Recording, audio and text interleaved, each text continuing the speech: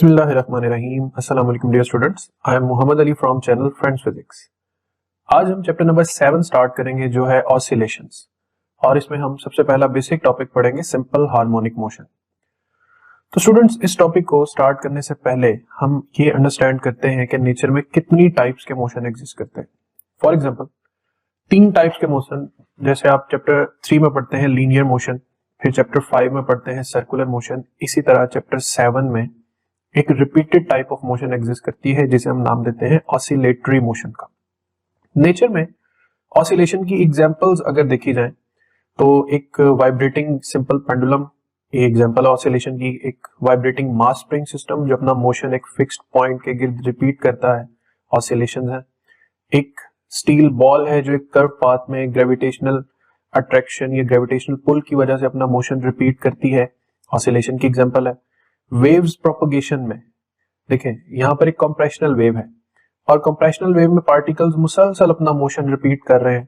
यहाँ एक transverse wave है जिसमें पार्टिकल्स ऑफ मीडियम मुसलसल अपना मोशन रिपीट कर रहे हैं। तो जहां भी किसी एक फिक्स्ड पॉइंट के अक्रॉस मोशन की रेपिटेशन हो, बशर्ते कि वो मोशन सर्कुलर ना हो, वो एक लाइन के अक्रॉस हो, ठीक है, तो इस टाइप ऑफ मोशन को हम नाम देते हैं ऑसिलेटरी मोशन का। इस चैप्टर में हम 2 तरह के ऑसिलेशंस पढ़ेंगे, एक सिंपल हार्मोनिक मोशन जिसे हम ideal form of oscillatory motion भी कह सकते हैं, और एक ड्रिवन हार्मोनिक मोशन। ड्रिवन और सिंपल हार्मोनिक मोशन के आगे एक्सटेंशंस ये हैं कि सिंपल हार्मोनिक मोशन से ताल्लुक रखती हैं फ्री ऑसिलेशंस और ड्रिवन हार्मोनिक मोशन से ताल्लुक रखती हैं फोर्स्ड ऑसिलेशन। इसको एक्सप्लेन करने के लिए आप ये इमेज देख सकते हैं कि सिंपल हार्मोनिक मोशन है कि जब सिस्टम फ्रीली ऑसिलेट कर रहा है अंडर नेचुरल फोर्सेस, इसे हम सिस्टम की नेचुरल फ्रीक्वेंसी भी कह सकते हैं। और यहाँ पर आप देख सकते हैं कि एक पर्सन एक बच्चे को झूला दे रहा है बार बार फोर्स अप्लाई करके, तो वो ऑसिलेशन जिसके लिए मुसलसल एक फोर्स सोर्स रिक्वायर हो, उसे हम नाम देते हैं ड्रिवन हार्मोनिक मोशन का। अब आते हैं सिंपल हार्मोनिक मोशन पर। सिंपल हार्मोनिक मोशन जिसमें वाइब्रेटरी मोशन को डिफाइन किया जाए तो it is the to and fro या forward and backward motion about the same mean position, ये कहलाता है वाइब्रेटरी मोशन। और इसमें फर्दर कैटेगरी ये है कि अगर ये मोशन इक्वल इंटरवल्स के बाद अपने आप को रिपीट करे, यानी फर्स्ट वाइब्रेशन का टाइम पीरियड भी 1 सेकेंड है और उसके बाद जो सेकंड वाइब्रेशन है उसका टाइम भी 1 सेकेंड है, तो इस मोशन को हम नाम देंगे पीरियोडिक मोशन का। इस पीरियोडिक और वाइब्रेटरी मोशन में हम सिंपल हार्मोनिक मोशन को जब डिफाइन करते हैं तो इसकी डेफिनेशन कुछ यूं है कि it is a special type of vibratory motion in which the acceleration is directly proportional to the displacement, but ये नेगेटिव साइन शो करता है कि it is always towards the mean position। इस चीज को मैं आगे बहुत क्लियरली इलस्ट्रेट करूंगा, इस पे आपने यहाँ पे परेशान नहीं होना। यहाँ पे एक मास स्प्रिंग सिस्टम है जिसकी ऑसिलेशन से ये वेव फॉर्म भी रिप्रेजेंट किया गया है कि कैसे एक पार्टिकल वाइब्रेशंस में वेव्स क्रिएट करते हैं।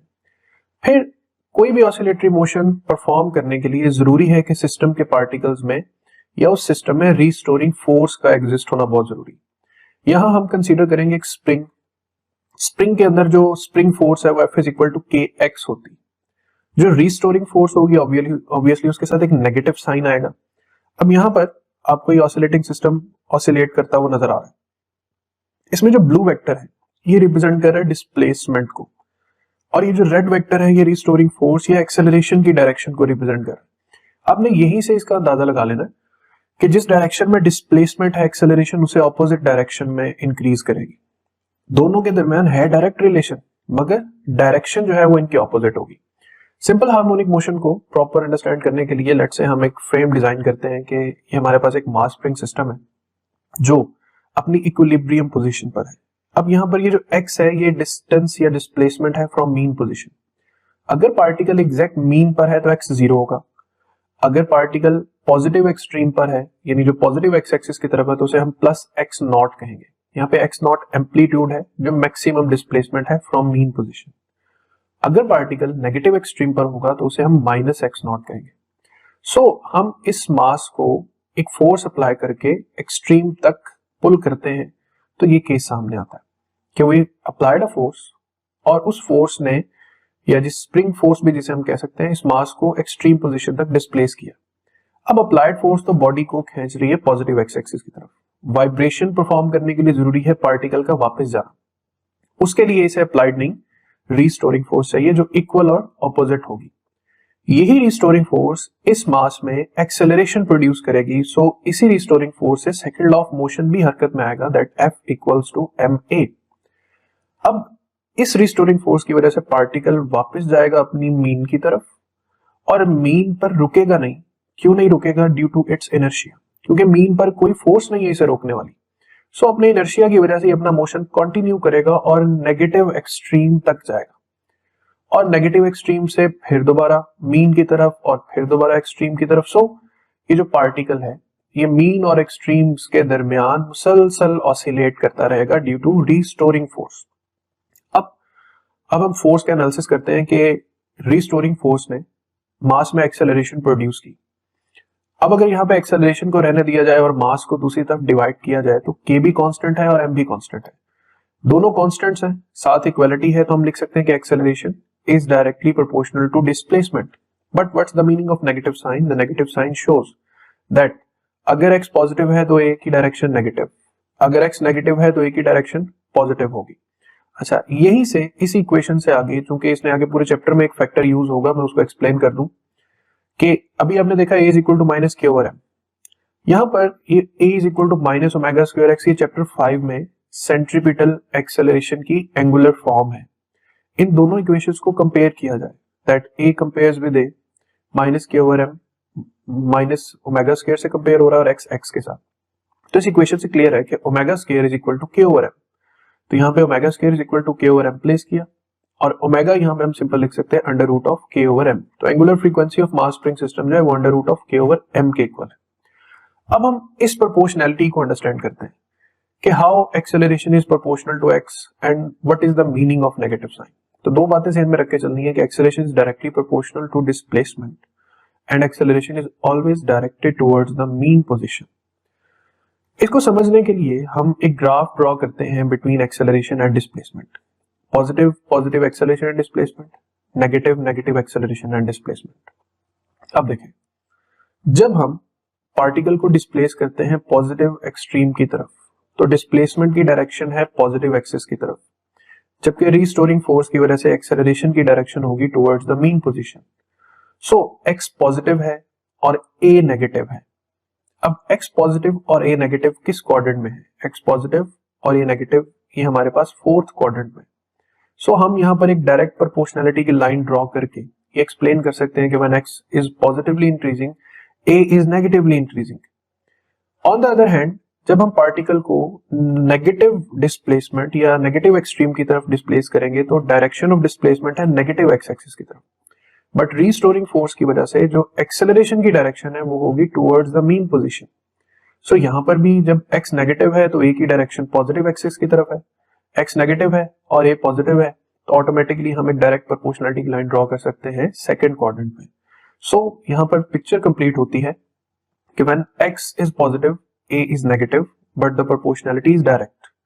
When a is positive x is negative the proportionality is again direct.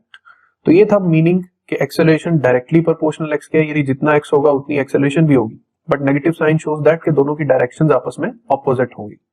अब कुछ इंपॉर्टेंट टर्म्स हम इस टॉपिक में कि वाइब्रेशन क्या है। एक कंप्लीट राउंड ट्रिप, जैसे ये रेड पार्टिकल जहां मेरा स्पॉट है, यहीं से पार्टिकल मोशन स्टार्ट करके जब वापस इसी पॉइंट पर आता है तो इसको वन कंप्लीट राउंड ट्रिप हम कहेंगे, और एक वाइब्रेशन का मतलब है one complete round trip of a body. Time period क्या है? एक पार्टिकल कितनी देर में एक वाइब्रेशन कंप्लीट करता है, इसको हम कहते हैं टाइम पीरियड। और फ्रीक्वेंसी क्या है कि एक सेकंड में पार्टिकल कितने नंबर ऑफ वाइब्रेशंस परफॉर्म कर सकता है। फ्रीक्वेंसी को हम मेजर करते हैं हर्ट्ज में या साइकिल्स पर सेकंड में, और टाइम पीरियड को हम मेजर करते हैं सेकंड्स में। फिर यहाँ पे बात आती है एम्पलीट्यूड की। ये रेड लाइन है मीन पोजीशन। मीन पोजीशन से पार्टिकल कितना मैक्सिमम डिस्टेंस तक गया है, इसे कहते हैं amplitude, maximum distance from mean position. So distance covered by a vibrating body in one vibration on time equals to t is 4 times of amplitude। के point mean से एक्सट्रीम तक 1a, फिर 2a, फिर 3a और फिर 4a, यानी vibration complete होने तक जो टोटल डिस्टेंस कवर अप होता है वो 4a है। और अगर डिस्प्लेसमेंट पूछा जाए तो डिस्प्लेसमेंट की डेफिनेशन है change of position in a vibration. तो पार्टिकल जहां से वाइब्रेशन स्टार्ट करता है वहीं पे आके उसकी वाइब्रेशन कंप्लीट होती है, तो पोजीशन चेंज नहीं हुई, it means the displacement in complete vibration is 0 but the distance in complete vibration is 4 times of amplitude. इसी तरह एंगुलर फ्रीक्वेंसी है कि अगर कोई पार्टिकल एक सर्कुलर मोशन परफॉर्म करता है तो नंबर ऑफ रेवोल्यूशंस पर सेकंड में उसको मेजर किया जाता है। इसे ओमेगा से रिप्रेजेंट करते हैं। थीटा ओवर टाइम है, एक कंप्लीट वाइब्रेशन के लिए थीटा 2 पाई है और टाइम कंप्लीट रेवोल्यूशन के लिए टी है। आई विल सजेस्ट कि आप ओमेगा की ये वैल्यू ज़हन में रख के चलें, 2 पाई ओवर टी, और फिर 1 ओवर टी को हम एफ भी लिख सकते हैं, और अभी हमने सिंपल हार्मोनिक मोशन के लिए एक्सप्लेन किया ओमेगा को, वो है under root k over M. फिर यहाँ पर कोई थोड़ा सा डिफरेंस है जो बुक पे तो नहीं है लेकिन आपकी आसानी के लिए, कि हार्मोनिक और नॉन हार्मोनिक का क्या डिफरेंस है।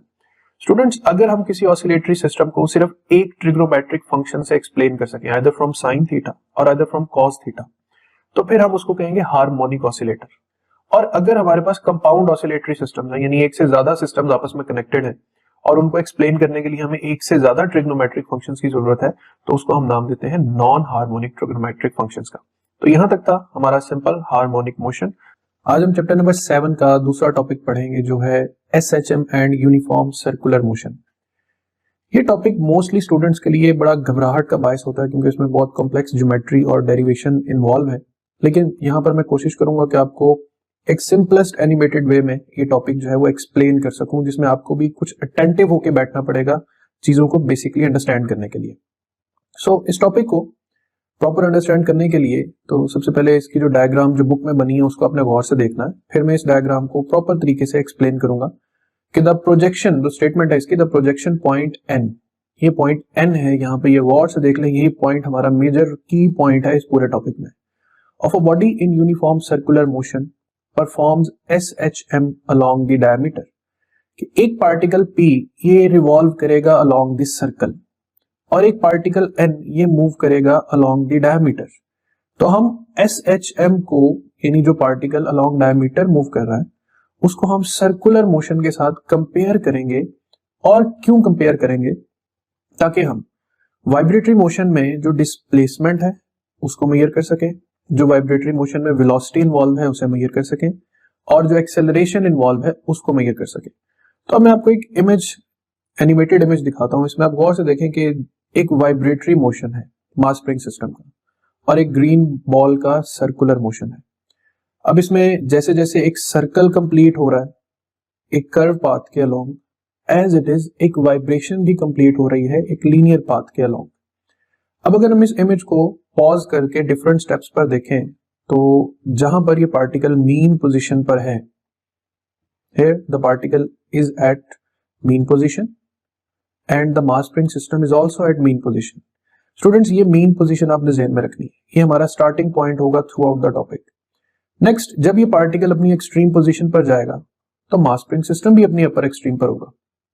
फिर ये पार्टिकल मूव करके दोबारा इक्विलिब्रियम पोजीशन के क्रॉस आएगा और मास स्प्रिंग सिस्टम भी अपनी मीन पोजीशन पर आएगा। Again the particle will move towards the lower extreme and the mass spring system will move towards the lower extreme. और जब ये अपना सर्कल कंप्लीट करेगा फिर वापस मीन पे आके यहां पर मास स्प्रिंग सिस्टम की वाइब्रेशन भी कंप्लीट हो जाएगी। क्योंकि ये दोनों मोशंस आपस में सिंक्रोनाइज्ड किए जा सकते हैं, दोनों रिपीटेड मोशंस हैं। सर्कुलर मोशन में साइकिल कंप्लीट होता है तो वाइब्रेटरी मोशन में वाइब्रेशन कंप्लीट होती है। इसी तरह अगर पोजीशन ना तो एग्जैक्ट मीन है और ना एग्जैक्ट एक्सट्रीम है, जैसे एक पार्टिकल बिटवीन एक्सट्रीम और बिटवीन मीन है, तो इसको हम इंस्टेंटेनियस पोजीशन कहेंगे। अब particle of mass spring system भी देखें, एग्जैक्ट ग्रीन लाइन के क्रॉस नहीं है, ना ही अपनी एक्सट्रीम पोजीशन पर है, तो इंस्टेंटेनियस, मीन, एक्सट्रीम, यही वैल्यूज इस टॉपिक के मेन की वर्ड्स हैं और आगे आने वाले हर टॉपिक में यही वर्ड चलेंगे। अब सर्कुलर मोशन से हम वेव फॉर्म की जनरेशन अंडरस्टैंड करते हैं। ये ग्रीन ब्राउन लाइन है जो एक सर्कुलर पाथ में रिवॉल्व कर रही है। जैसे जैसे ये रिवॉल्व कर रही है ये एक वेव पैटर्न को जनरेट कर रही है। अब ये जो वेव पैटर्न है इसको हम पॉज करके स्टेप बाय स्टेप देखेंगे कि how the waves gets complete. तो स्टेप नंबर 1, जब पार्टिकल किस पोजीशन पर है? मीन पोजीशन पर। तो लेट्स से हमारे पास वेव पॉइंट भी अपनी इक्विलिब्रियम या जीरो पोजीशन पर है। जब ये लाइन मूव करके एक्सट्रीम या अपर एक्सट्रीम तक जाएगी तो हमारा ये पॉइंट भी अपर एक्सट्रीम तक आ जाएगा। फिर again on the other mean position, फिर लोअर एक्सट्रीम पोजीशन और फिर वापस अपनी ओरिजिनल पोजीशन पर। तो देखिए जैसे ही पार्टिकल अपनी ओरिजिनल पोजीशन पर वापस आया एक पूरा वेव फॉर्म कंप्लीट हुआ। नाउ जस्ट इमेजिन ये जितनी बार अपना सर्कल कंप्लीट करेगा उतनी वेव्स जनरेट होंगी। तो इसका एक राउंड ट्रिप कंप्लीट होना मीन साइकिल कंप्लीट होना है और यहाँ पर एक पूरी वाइब्रेशन की कंप्लीशन है।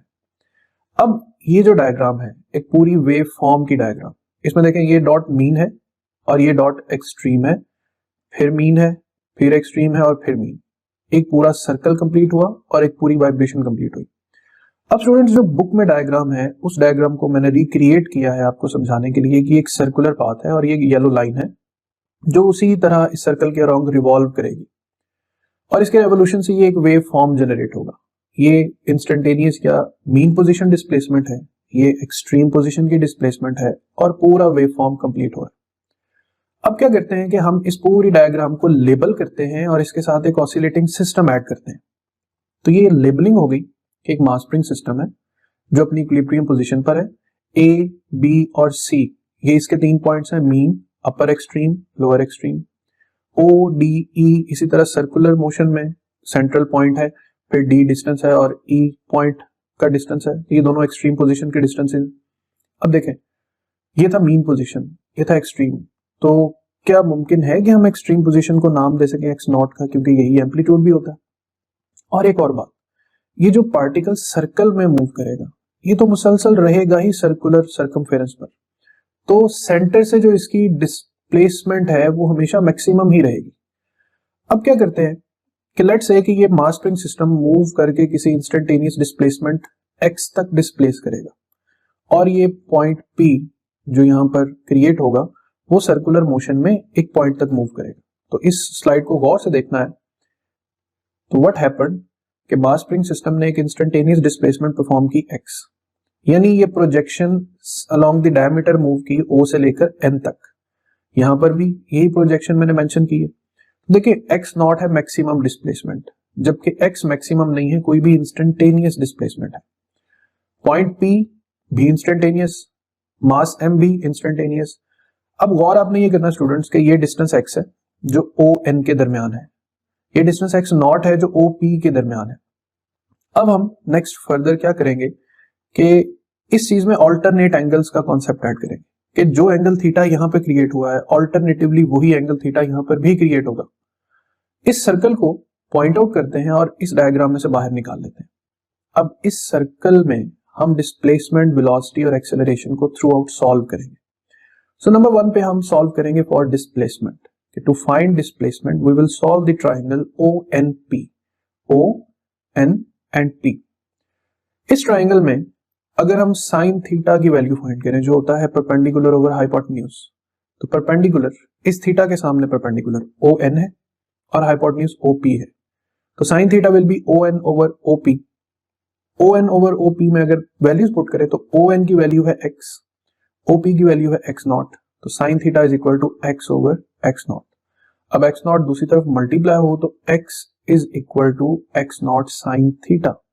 So when a particle take a start from the mean position, आप किसी भी पॉइंट पर उस पार्टिकल की पोजीशन लोकेट कर सकते हैं by using this simple equation that x is equal to x naught sin theta।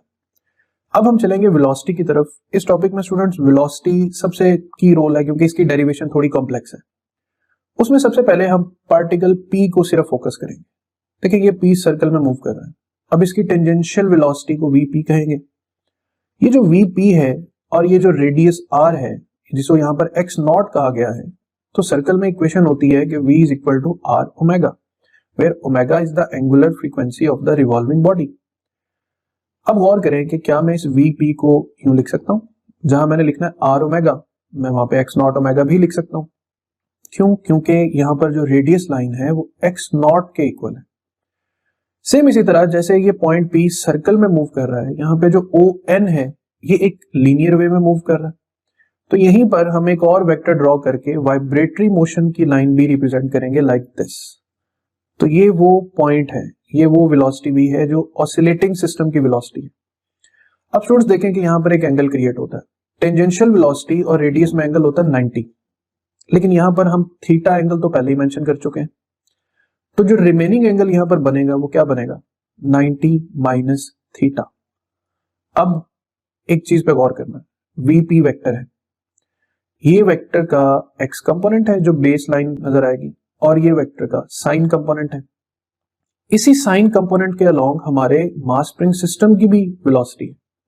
सो इस v की जगह पर मुमकिन है कि लिखा जाए vp साइन 90 माइनस थीटा, क्योंकि ये इसका साइन कंपोनेंट है। और 90 माइनस थीटा क्यों? क्योंकि यहाँ पे एंगल 90 माइनस थीटा है। सो जो प्रोजेक्शन ON है, ये projection ON it is parallel to vp sine theta. Be concentrated और लिसन केयरफुली कि ON प्रोजेक्शन और vp का साइन कंपोनेंट ये दोनों पैरेलल है। सो हम सिंपली कह सकते हैं कि जो v वेलोसिटी है वो इक्वल है vp साइन 90 माइनस थीटा के। v velocity is equal to vp sine 90 minus theta. अब साइन 90 माइनस थीटा ये ट्रिग्नोमेट्रिक प्रॉपर्टी है कि साइन 90 माइनस थीटा या प्लस थीटा ये इक्वल होता है कॉज ऑफ थीटा के। So cos of theta v is equal to vp cos theta.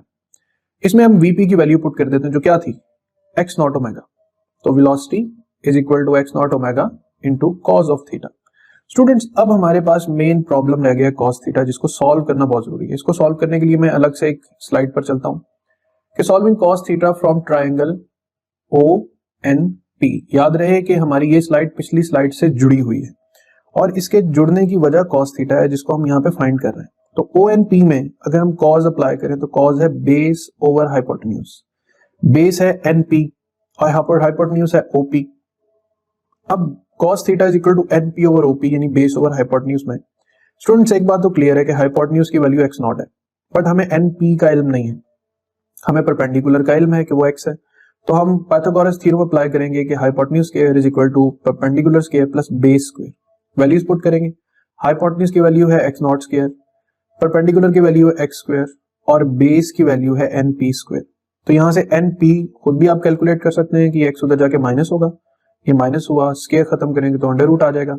अब NP की भी वैल्यू आ गई जो कितनी under root of x not square minus x square, और हमारे पास OP की वैल्यू भी मौजूद थी जो थी x नॉट। तो what we got the value of cos theta. इस स्लाइड को आप स्क्रीनशॉट ले सकते हैं और इसको खुद प्रैक्टिस करेंगे तो आपको समझ आएगी और बेहतर समझ आएगी कि किस तरह से आपने ये वेलोसिटी फाइंड करनी है।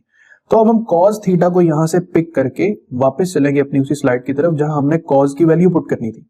तो cos की जगह पर हमने cos की वैल्यू पुट की जिसमें x नॉट से x नॉट कैंसिल हुआ और what we left with v is equal to omega under root of x not square minus x square. तो ये था सफर वेलोसिटी का।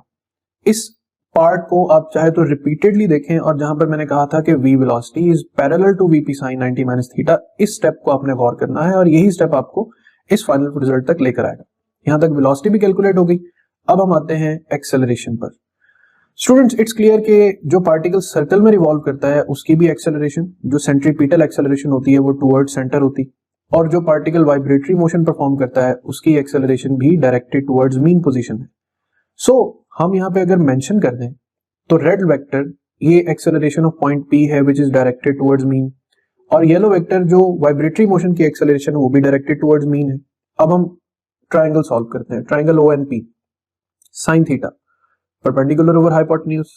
अब देखें परपेंडिकुलर पे एक्सेलरेशन A है और हाइपोटेन्यूज पे एक्सेलरेशन AP है, या A नॉट इसे कह सकते हैं आप, ठीक है। यहाँ पे AP मेंशन कर लेते हैं। अब AP दूसरी तरफ मल्टीप्लाई होगा तो A is equal to AP sine theta. Now watch carefully, AP centripetal acceleration है। सेंट्रीपिटल एक्सेलरेशन की एंगुलर फॉर्म क्या होती है minus x naught omega square, और साइन थीटा की वैल्यू इसी ट्राइंगल से हम डिस्प्लेसमेंट के मीनिंग्स में लेंगे x ओवर x नॉट, जो हम पहले भी वैल्यू फाइंड कर चुके हैं। तो x नॉट से x नॉट कैंसिल हो जाएगा। सो किसी भी इंस्टेंट पर जो हमें एक्सेलरेशन मिलेगी वो मिलेगी A is equal to minus x omega square. Students देखें अगर x जीरो होगा तो एक्सेलरेशन जीरो, अगर x मैक्सिमम होगा तो यहाँ पे x नॉट आएगा, एक्सेलरेशन भी मैक्सिमम होगी। लिहाजा अब हम टॉपिक को समराइज करते हैं। यहाँ तक तो हमने जब डिस्प्लेसमेंट फाइंड की, ट्राइंगल ONP सॉल्व किया, x is equal to x naught sine theta, velocity find की तो टेंजेंशियल वेलोसिटी का कंपोनेंट लिया जो पैरेलल था हार्मोनिक मोशन की वेलोसिटी के साथ या प्रोजेक्शन ऑफ ON के साथ, और एक्सेलरेशन को सॉल्व किया तो फिर हमने ट्राइंगल ONP ही सॉल्व किया। तो स्टूडेंट सारी कहानी इस इतने से हिस्से के गिर्द घूमती है जिसको आप घबराए बगैर प्रैक्टिस करेंगे तो इंशाल्लाह आप इसमें बहुत अच्छा एक्सेल कर जाएंगे। फाइनली इसमें एक टॉपिक है फेज का, ये भी प्रॉब्लमेटिक टॉपिक साबित होता है अक्सर स्टूडेंट्स के लिए। तो it's very simple and watch carefully. Phase क्या है? वो एंगल जो स्पेसिफाई करता है डिस्प्लेसमेंट और direction of simple harmonic motion को। इस डेफिनेशन को पढ़ें, याद करें। फॉर एग्जाम्पल, एक पार्टिकल मीन पोजीशन से स्टार्ट लेकर किसी इनिशियल पोजीशन पर है जहां उसका एंगल है फाई, तो हम फाई को कहेंगे इनिशियल फेज। पॉइंट पी से ये जाता है किसी और इनिशियल पॉइंट पी से किसी और पॉइंट पी तक, वहां पर ये कितना एंगल कवर करता है, ओमेगा टी। तो स्टूडेंट्स, हमने जो भी डिस्प्लेसमेंट की इक्वेशन पढ़ी थी, x is equal to x naught sine omega t plus phi. Omega t final phase है और फाई हमारा इनिशियल फेज है। अब सोचने की बात यह है कि अगर पार्टिकल मीन से वाइब्रेशन स्टार्ट नहीं करता, जैसे मैं इस डायग्राम में शो कर रहा हूं कि पार्टिकल का स्टार्ट इस पॉइंट डी से है, जो कौन सी पोजीशन थी, एक्सट्रीम पोजीशन थी। तो देखिए, मीन से एक्सट्रीम तक कितना फेज इनिशियल ऐड हो रहा है, 90, और फिर उसके बाद जो मूवमेंट है उसमें ओमेगा टी ऐड होगा। तो x is equal to x naught sine omega t plus phi, phi की जगह पे क्या प्लेस किया, 90, क्योंकि अब इनिशियल फेज मीन पोजीशन पे नहीं है। और फिर थोड़ी देर पहले मैं बता चुका हूं कि साइन ओमेगा टी प्लस 90 हो या माइनस 90 हो, it changes to cos theta. तो x is equal to x naught cos theta. अब इसको सिंप्लीफाई करने के लिए मैं जो स्लाइड दिखा रहा हूं उसे गौर से देखिए। देखिए स्टूडेंट्स, अगर आपका पार्टिकल अपना simple harmonic motion mean position से स्टार्ट करे तो आपने साइन इक्वेशन यूज करनी है, और अगर कोई पार्टिकल अपना मोशन एक्सट्रीम पोजीशन से स्टार्ट करेगा तो आप इक्वेशन कॉस थीटा यूज करेंगे। यही सबसे बड़ा डिफरेंस है फेज का, कि क्वेश्चन जब आएगा ना तो उस क्वेश्चन में मेंशन होगा कि if a particle take a start from mean position तो ऑब्वियस है कि sine theta, if it take start from extreme position तो ऑब्वियस है कि कॉस थीटा। आपकी बुक का जो लास्ट न्यूमेरिकल है वो भी कॉस थीटा से सॉल्व किया हुआ, जबकि बुक में जगह जगह पे साइन यूज किया गया। तो कॉस थीटा का मतलब सिंपली यही है कि particle take a start from extreme position, sine का मतलब है particle take a start from mean position. तो यहां तक था students SHM and uniform circular. आज हम चैप्टर 7 का थर्ड इंपॉर्टेंट टॉपिक पढ़ने जा रहे हैं, जो है हॉरिजॉन्टल मास स्प्रिंग सिस्टम। तो सबसे पहले कि ये हॉरिजॉन्टल मास स्प्रिंग सिस्टम दिखने में कैसा होता है, तो लेट्स से कि आपके पास एक फ्रिक्शनलेस फ्लोर है जिसके ऊपर एक मास स्प्रिंग से अटैच्ड है। अगर आप इस मास को इक्विलिब्रियम पोजीशन से डिस्प्लेस करके रिलीज करेंगे तो ये अपनी इक्विलिब्रियम पोजीशन के क्रॉस ऑसिलेट करना स्टार्ट कर देगा। इसके ऑसिलेशंस को एम्पिरिकली या एनालिटिकली अंडरस्टैंड करने के लिए हम एक सिचुएशन जो मैं पहले भी डिस्क्राइब कर चुका हूं उसी को रिपीट करेंगे कि एक हॉरिजॉन्टल मास स्प्रिंग सिस्टम का जो मास है वो अपनी इक्विलिब्रियम पोजीशन पर है। हम उसे अप्लाइड फोर्स के जरिए इक्विलिब्रियम से डिस्प्लेस करते हैं एक्सट्रीम पोजीशन तक। अब इसमें एबिलिटी है वापस जाने की because of the restoring force. इस रिस्टोरिंग फोर्स से मास में प्रोड्यूस होगी acceleration, so F is equal to ma आएगा हरकत में। यहां पर जब ये मास यहां से रिलीज होगा तो ये इक्विलिब्रियम पोजीशन की तरफ मूव करेगा, लेकिन यहां पर रुकेगा नहीं because of the inertia of mass. अब यहां से मजीद डिस्प्लेस करके ये जाएगा नेगेटिव एक्सट्रीम तक, फिर रिस्टोरिंग की वजह से मीन और फिर एक्सट्रीम तक, और ये मोशन रिपीट होता चला जाएगा। सो मीन, एक्सट्रीम पॉजिटिव और एक्सट्रीम नेगेटिव में ऑसिलेट करते हुए जो हमें फोर्सेस का बैलेंस मिलता है वो है ma is equal to minus K X. Restoring force is equal to ma। यहां से हम एक्सेलरेशन फाइंड आउट करेंगे, a is equal to minus K over m into x. अब k ओवर m अगर कांस्टेंट है तो acceleration is directly proportional to x and is always directed towards mean position. तो यहां तक एक तरह से आपका पहला सिंपल हार्मोनिक मोशन का टॉपिक ही रिपीट हो गया। अब फिर कुछ एक्सटेंशंस ये हैं कि एक्सेलरेशन जो अभी हमने फाइंड की minus K over m into x, इसको हम कंपेयर करेंगे सेंट्रीपिटल एक्सेलरेशन की angular form a equals to minus omega square x के साथ। इसमें omega equals to k over m के इक्वलिटी इकट्ठी करें, omega square is equal to under root omega square is equal to k over m, और फिर यहां से स्क्वायर खत्म करेंगे तो omega is equal to under root of k over m आ जाएगा। इस ओमेगा का इस टॉपिक में सबसे की रोल है स्टूडेंट्स। इसी ओमेगा से मैं आगे आपको टाइम पीरियड, फ्रीक्वेंसी, डिस्प्लेसमेंट और वेलोसिटी डिराइव करके दिखाऊंगा। तो number 1, omega equals to under root k over m। जैसा कि आपको इल्म है कि ओमेगा इक्वल होता है 2 पाई ओवर टी के, तो जब यहां से आप टी को थोड़ा सिमेट्री में इस्तेमाल करेंगे, टी की शेप बनाएंगे, तो T will be equal to 2 pi under root m over k आएगा। तो ये है इक्वेशन ऑफ टाइम पीरियड जो हमने कहां से डिराइव की, ओमेगा से। और टाइम की इक्वेशन को ही अगर आप रिवर्ट कर दें 1 over T is equal to f हो जाएगा, तो ये सारी इक्वेशन फ्रीक्वेंसी की बनेगी 1 over 2 pi equals to under root k over m। तो ओमेगा से हमने टाइम पीरियड भी फाइंड किया और हमने फ्रीक्वेंसी भी फाइंड कर ली। अब हम इसी ओमेगा को डिस्प्लेसमेंट में यूज करेंगे। Omega equals to under root k over m. Last lecture में हमने डिस्प्लेसमेंट की इक्वेशन पढ़ी थी, x is equal to x naught sin theta. This theta can be written as omega t. Now you simply have to put the value of omega. क्या value है under root k over M, तो इस omega की जगह पे क्या replace हो गया, under root k over M. तो ये इंस्टेंटेनियस डिस्प्लेसमेंट आ गई मास स्प्रिंग सिस्टम की। अब वेलोसिटी के फैक्टर में ओमेगा का क्या रोल है? लास्ट लेक्चर में हमने वेलोसिटी की इक्वेशन डिराइव की थी, v equals to omega under root of x naught square minus x square. तो स्टेप बाय स्टेप ओमेगा की जगह पे स्टूडेंट्स आप प्लेस करेंगे under root k over m. उससे अगले स्टेप में क्या किया है कि एक्स नॉट को बाहर कॉमन लिया, तो एक्स नॉट के ऊपर स्क्वायर खत्म हो जाएगा, यहाँ पे 1 बचेगा और यहाँ एक्स नॉट स्क्वायर डिवाइड हो जाएगा। इसी इक्वेशन को आगे फर्दर हम प्रोड्यूस करते हैं कि इसी इक्वेशन में अगर हम मीन पोजीशन की वैल्यू पुट करेंगे, जब पार्टिकल मीन पोजीशन से गुजरता है तो तब उसकी वेलोसिटी क्या होती है, उसके लिए एक्स को 0 पुट करेंगे। एक्स 0 रिप्लेस किया, अब एक्स को 0 पुट किया तो ये सारा फैक्टर 1 हो गया। तो हमारे पास जो मीन पोजीशन की वेलोसिटी आई वो आई v naught is equal to x naught under root k over m. और इस वेलोसिटी को हम मैक्सिमम वेलोसिटी भी कह सकते हैं, क्योंकि पार्टिकल जो सिंपल हार्मोनिक मोशन परफॉर्म करे मीन पोजीशन पे उसकी वेलोसिटी मैक्सिमम होती।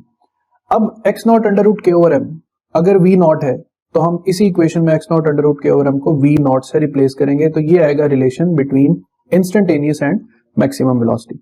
तो स्टूडेंट्स ये तमाम पैरामीटर्स यहाँ पर हम कंबाइन कर सकते हैं कि time period, frequency, displacement, maximum velocity and instantaneous and displacement velocity. तो ये जो मैक्सिमम वेलोसिटी का फॉर्मूला है, ये एक न्यूमेरिकल में भी डायरेक्टली यूज होगा और ये तमाम फॉर्मूलाज जो हैं ये मास स्प्रिंग सिस्टम में काम आएंगे। तो आप इस स्लाइड का स्क्रीनशॉट ले सकते हैं। यहाँ तक था हॉरिजॉन्टल मास स्प्रिंग सिस्टम। आज हम चैप्टर नंबर 7 ऑसिलेशंस का टॉपिक पढ़ने जा रहे हैं, सिंपल पेंडुलम, जो एक इंपॉर्टेंट लॉन्ग क्वेश्चन भी है। इस टॉपिक में हम पेंडुलम को डिफाइन करेंगे और उसके टाइम पीरियड की इक्वेशन डिराइव करेंगे। तो सबसे पहले डिफाइन करते हैं। A simple pendulum is defined as a heavy mass attached to a very light and inextensible. Inextensible का मतलब है कि उसमें एक्सटेंशन या तनाव या खिंचाव पैदा ना हो। अब इस इनएक्सटेंसिबल स्ट्रिंग की जो अपर एंड है वो फिक्स होना चाहिए किसी फ्रिक्शनलेस सपोर्ट के साथ, ताकि वो फ्रीली फ्रिक्शनलेस एनवायरनमेंट में ऑसिलेट कर सके एक इक्विलिब्रियम पोजीशन के अक्रॉस। सिंपल पेंडुलम में हम ये भी साबित करेंगे कि जो रिस्टोरिंग फोर्स है वो मास स्प्रिंग सिस्टम से डिफरेंट है और वो है -mg sine of theta. Topic में आगे प्रोसीड करने से पहले मैं आपको एक चीज रिकॉल करवाना चाहता हूं कि एक सर्कुलर मोशन में जब कोई पार्टिकल पॉइंट P से P1 तक लेट से डिस्प्लेस करता है तो वो सर्कमफेरेंस पे डिस्टेंस कवर करता है s। रेडियस अगर r है और जो एंगल सबटेंड हुआ है दोनों पॉइंट्स के दरमियान थीटा, तो theta is defined as s/r। Similarly आपने ये भी याद रखना है कि सेंट्रीपिटल एक्सेलरेशन की एंगुलर फॉर्म होती है a equals to minus omega square x। यही इक्वेशन आगे फर्दर कैसे यूज होंगी, stay connected to the topic. ये है एक ऑसिलेटिंग मास सिंपल पेंडुलम जो अपनी फिक्स्ड सपोर्ट के वजह से एक ऑसिलेटरी पाथ में मूव कर रहा है अबाउट द मीन पोजीशन। इसी डायग्राम को यूज करते हुए मैं आपको स्टेप बाय स्टेप सारे पॉइंट्स एक्सप्लेन करूंगा कि कैसे एक ऑसिलेटिंग स्प्रिंग सिस्टम जो एक ऑसिलेटिंग सिंपल पेंडुलम है उसका टाइम पीरियड डिराइव कर सकते हैं। तो लेट्स से ये हमारे पास सिंपल पेंडुलम की इक्विलिब्रियम पोजीशन है। इस सिंपल पेंडुलम की जो लेंथ है वो है L। इस सिंपल पेंडुलम का जो वेट, जो इस बॉब का वेट है वो एक्ट कर रहा है डाउनवर्ड, वो है mg, और यही वेट जो है वो टेंशन को भी बैलेंस कर रहा है। अब अगर हम इस वेट को मूव करते हैं up to some angle theta, तो लेट्स से हमने एंगल थीटा से डिस्प्लेस किया, तो यहां पर तो पूरा वेट mg टेंशन को बैलेंस करता है। ये जो एरो है ये टेंशन को रिप्रेजेंट कर रहा है, जबकि यहां पर वेट उसी तरह लाइन के पैरेलल है, वेट ने ऐसे ही एक्ट करना है, लेकिन अब ये वेट प्रॉपर तरीके से टेंशन को बैलेंस नहीं कर रहा। सो अब हम यहाँ पर कंपोनेंट्स में डिवाइड करेंगे वेट को। तो स्टूडेंट्स कैसे डिवाइड करना है वेट को कंपोनेंट्स में, कनेक्टेड रहें और देखें कि स्टेप बाय स्टेप एनिमेशंस में क्या आता है। स्टेप नंबर 1 के जो लाइन एंगल थीटा सबटेंड कर रही है उसी लाइन को आपने आगे सीधा प्रोसीड कर देना है लाइक दिस। अब इस लाइन के ऊपर आपने mg से एक प्रोजेक्शन ड्रॉ करनी है जस्ट लाइक दिस। अब जो एंगल थीटा यहां बनेगा सेम वही एंगल थीटा यहां सबटेंड होगा और यहां पर आपने वेट के 2 कंपोनेंट्स बना लिए। अब ये वेट का परपेंडिकुलर कंपोनेंट है और ये पैरेलल कंपोनेंट है, ठीक है, या कॉस कंपोनेंट है, एक्स कंपोनेंट है, तो दोनों कंपोनेंट्स के वैल्यूज यहाँ पे पुट करते हैं. This component will be named as mg sin theta and this component will be named as mg cos theta. अब देखें, टेंशन को बैलेंस करने वाला कंपोनेंट है mg cos theta. mg sin theta का क्या रोल है? इसी वेक्टर को अगर हम विद बॉब ड्रॉ कर लें तो यही वेक्टर वो वेक्टर है जो इस ऑब्जेक्ट को पॉइंट आउट कर रहा है टुवर्ड्स द इक्विलिब्रियम पोजीशन. यानी अब पूरी डायग्राम में से हम सिर्फ इसी वेक्टर को पकड़ेंगे और यही वेक्टर जो रीस्टोरिंग फोर्स है उसका भी काम करेगा, क्योंकि इसी वेक्टर की डायरेक्शन जो है वो टुवर्ड्स इक्विलिब्रियम पोजीशन है. So that's how the restoring force is minus mg sine of theta. यहां तक हमने रीस्टोरिंग फोर्स को कवर अप कर लिया. अब दो अगले पॉइंट्स ये हैं कि इस बॉब का अपनी इक्विलिब्रियम पोजीशन के साथ एक बिल्कुल लीनियर डिस्टेंस और एक कर्व्ड डिस्टेंस है. वो मैं यूं एक्सप्लेन करूंगा कि देखें, इस बॉब को अपनी इक्विलिब्रियम पोजीशन से कनेक्ट करने वाली जो लीनियर लाइन है वो उसको अगर हम x कह दें तो इसने जिस पाथ के अलोंग मूव करना है वो डिस्टेंस या वो पाथ है s. अब एक चीज पे गौर करें, अभी एंगल थीटा काफी लार्ज है. अगर एंगल थीटा लार्ज होगा तो डिस्टेंस s जो है वो डिस्टेंस x से ग्रेटर होगा. और अगर हम थीटा को स्मॉल कर दें, जैसा मैं आगे आने वाली स्लाइड्स में दिखाऊंगा भी, तो फिर ये मुमकिन है कि डिस्टेंस s और डिस्टेंस x जो है वो इक्वल हो जाए. So it would be beneficial कि हम सिंपल पेंडुलम की जो डेरिवेशन है वो स्मॉल एंगल्स के लिए करें, ना कि लार्ज एंगल्स के लिए. अब नेक्स्ट स्टेप में हम इसकी डेरिवेशन स्टार्ट करते हैं कि restoring force but ma is equal to minus mg sine theta. यहां से m और m कैंसिल होंगे और आपके पास इक्वेशन रहेगी a equals to minus g sine theta.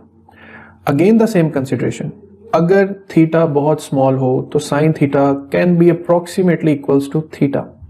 So हम साइन थीटा की बजाय अब सिंपल थीटा भी लिख सकते हैं. अब यहाँ पे थीटा इन्वॉल्व हो गया तो फिर मैं रिकॉल करवाता हूं इसी चीज को कि थीटा किसके इक्वल होता है, s ओवर r के. तो वॉच केयरफुली, थीटा की जगह पे क्या रिप्लेस किया, s over r.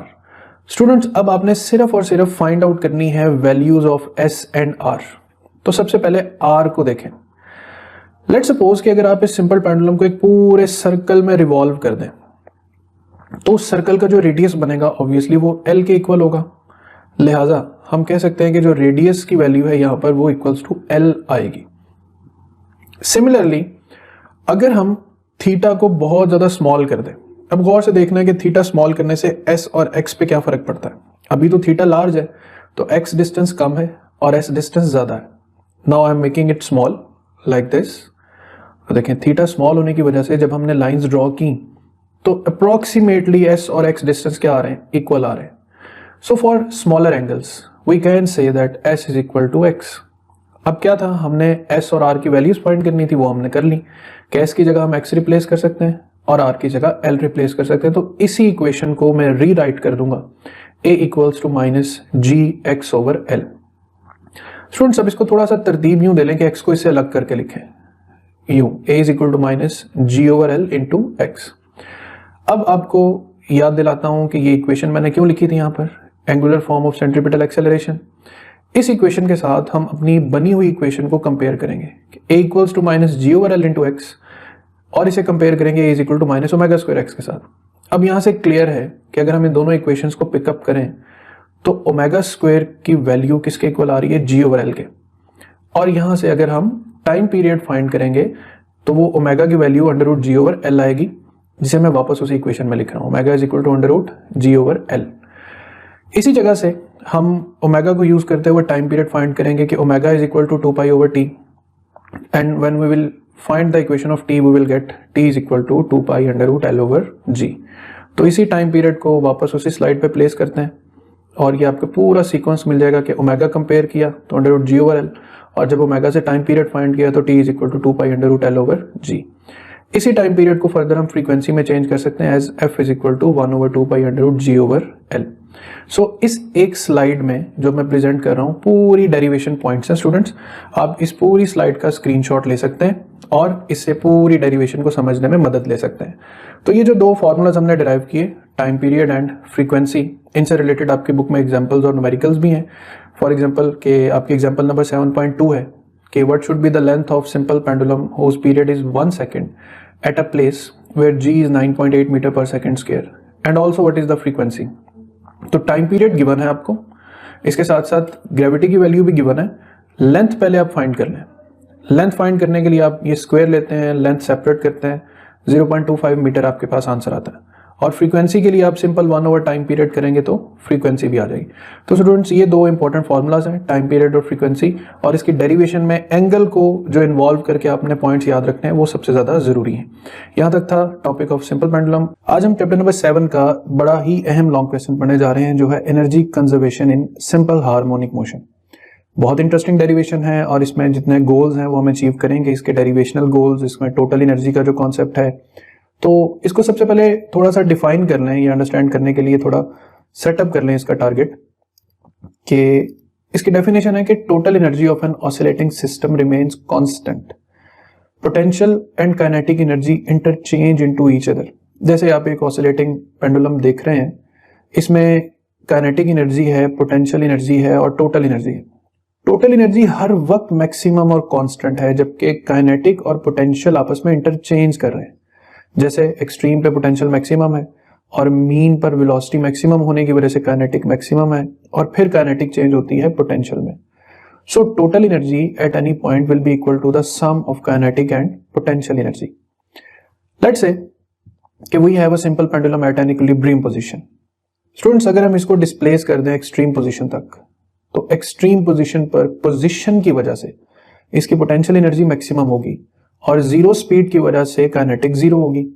But zero plus maximum equals to maximum, जो कौन सी एनर्जी है, टोटल एनर्जी। सिमिलरली जब इसको रिलीज किया जाएगा तो ये मीन पोजीशन से मैक्सिमम स्पीड के साथ ट्रेवल करेगा। So because of maximum speed kinetic maximum, but because of zero position potential zero. Still potential और काइनेटिक को सम करें, यानी मैक्सिमम और जीरो का एडअप करें तो आंसर इज मैक्सिमम।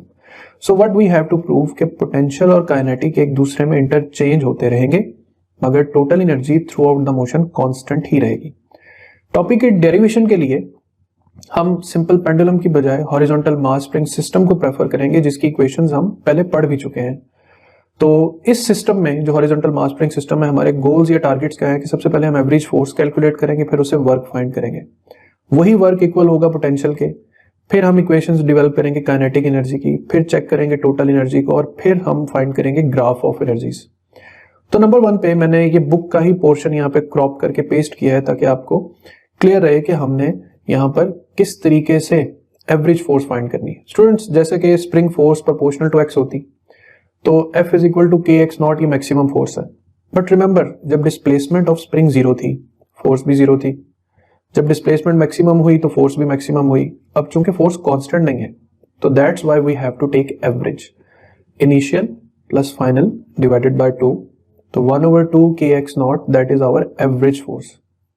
अब हमने डिस्प्लेस किया है मास को थ्रू अ डिस्टेंस x, तो F और D का जो प्रोडक्ट है ये हमें वर्क देगा। नाउ वॉच केयरफुली, F की जगह पर क्या लिखेंगे, 1/2 के एक्स नॉट, और डिस्टेंस की जगह पे x नॉट, तो we got 1/2 k x naught square. ये है वो वर्क जो हमने किया है स्प्रिंग को डिस्प्लेस करने में टूवर्ड्स एक्सट्रीम पोजीशन। अब जैसा कि मैंने कहा कि एक्सट्रीम पोजीशन पर जो पार्टिकल की एनर्जी है वो पोटेंशियल है, तो यही वर्क हम इक्वल कंसीडर कर सकते हैं पोटेंशियल एनर्जी के। तो potential energy eight extreme position becomes 1/2 k x naught square. यहीं से स्टूडेंट्स हम जनरल फॉर्मुलेशन सेट करते हैं कि potential energy at any instant position where x can be replaced as well as x, तो PE equals to 1/2 k x square. यही general form भी है पोटेंशियल एनर्जी की।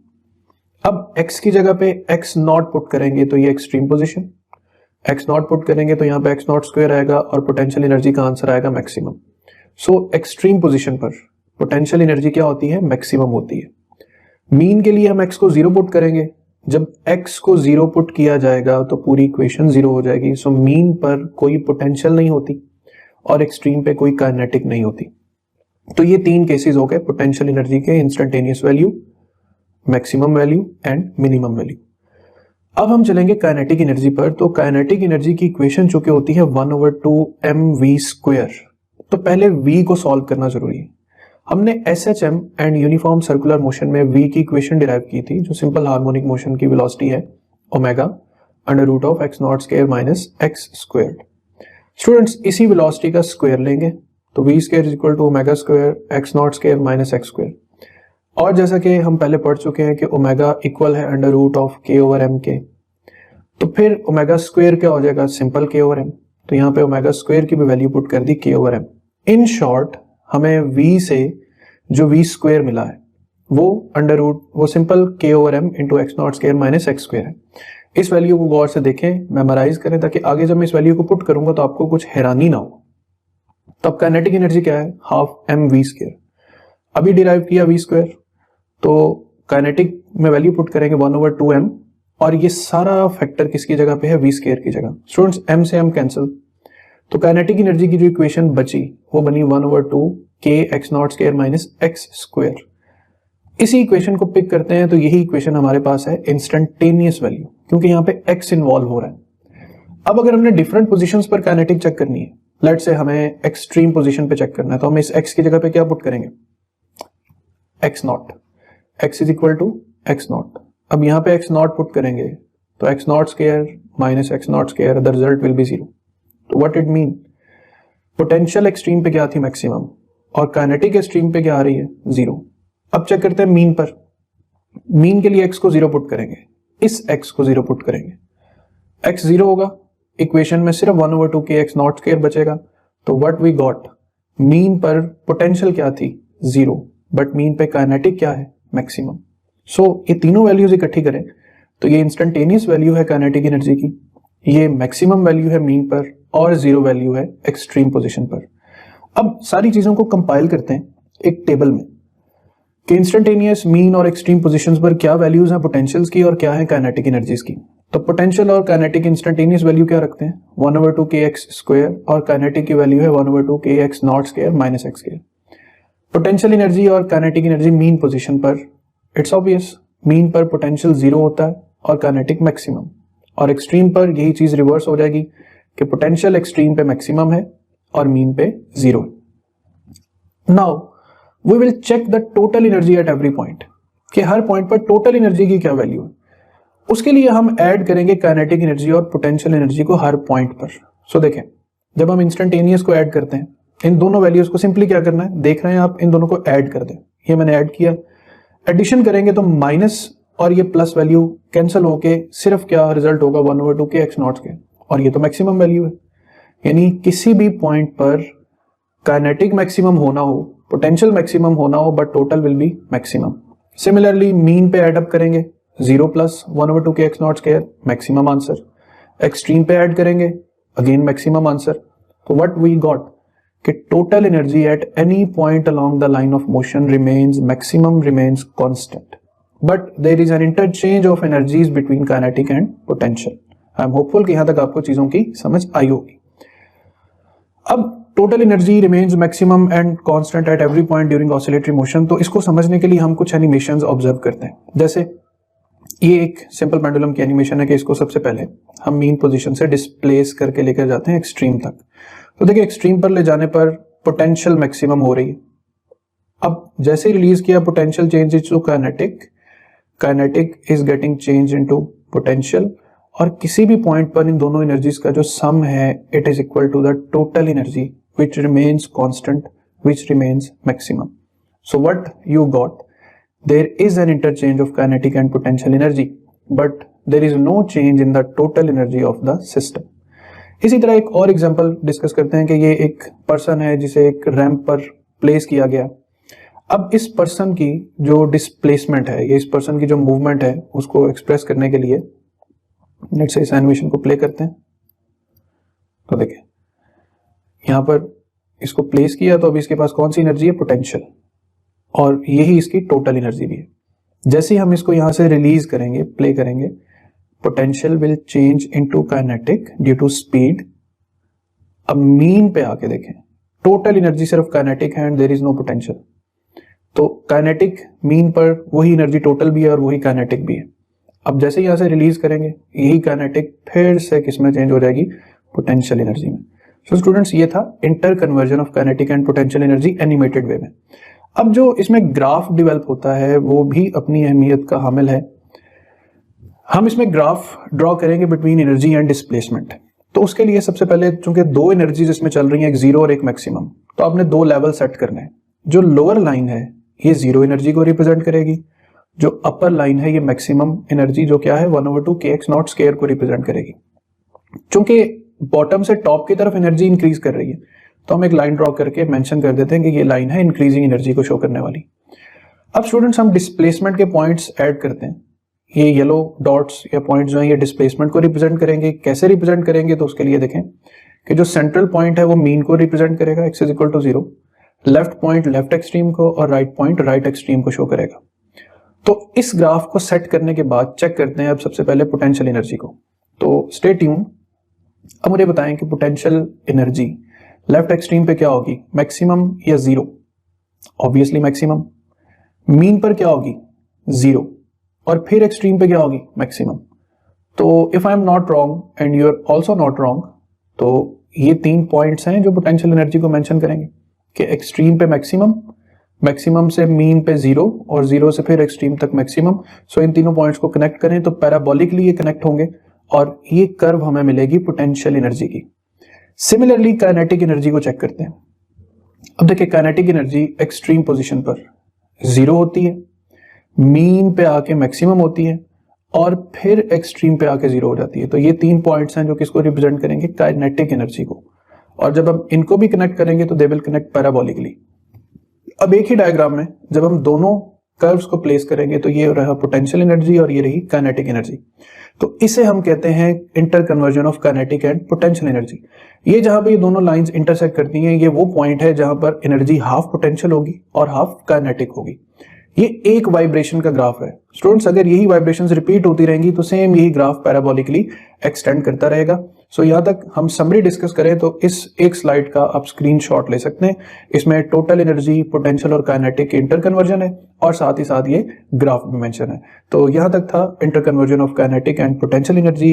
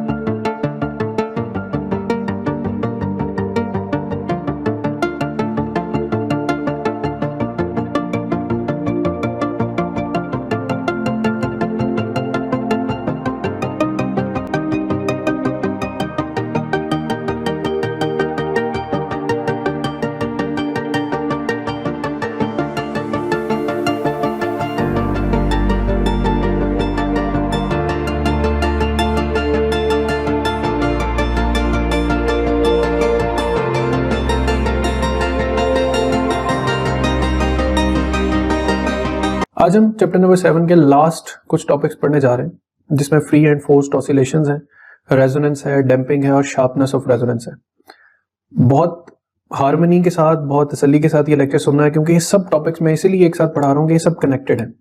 तो इस सीक्वेंस में हम अपना सबसे पहला टॉपिक स्टार्ट करते हैं जो है फ्री एंड फोर्स्ड ऑसिलेशन। उसके बाद यही बाकी topics resonance, damping and sharpness हम कंप्लीटली पढ़ेंगे। तो फ्री और फोर्स्ड ऑसिलेशंस में क्या बेसिक डिफरेंस है?